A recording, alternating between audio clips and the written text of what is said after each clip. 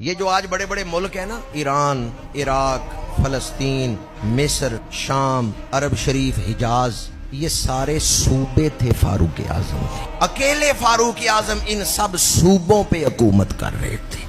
اس لیے تو ولیم میور نے حضرت فاروق اعظم کے تدبر کو سلام پیش کرتے ہوئے کہا، مسلمانوں اگر عمر 10 سال اور حکومت کر جاتے پوری دنیا پہ اسلام کا جھنڈا لہرا جاتے۔ اور امریکہ کے اسکالر مائیکل ایچ ہارٹ نے لکھا ہے the great 100 peoples of the world کے اندر دنیا کے 100 عظیم آدمیوں کا ذکر اس نے کیا، اس میں اس نے سب سے پہلے ہمارے آقا کریم کا ذکر کیا ہے کہ حضور جیسی ہستی نہیں دنیا میں آئی۔ یہ اس غیر مسلم نے لکھا ہے مائیکل ایچ ہارٹ نے، اور اسلامی تاریخ میں سے اس نے حضرت فاروق اعظم کا ذکر کیا ہے۔ حضرت فاروق اعظم کے تدبر کو، نظامت کو، عدل کو بیان کرتے ہوئے انسانیت پروری کو اس نے بیان کیا ہے۔ 1400 سال بعد بھی مائیکل ایچ ہارٹ کو فاروق اعظم کا تدبر نظر آتا ہے، بصیرت نظر آتی ہے، حسن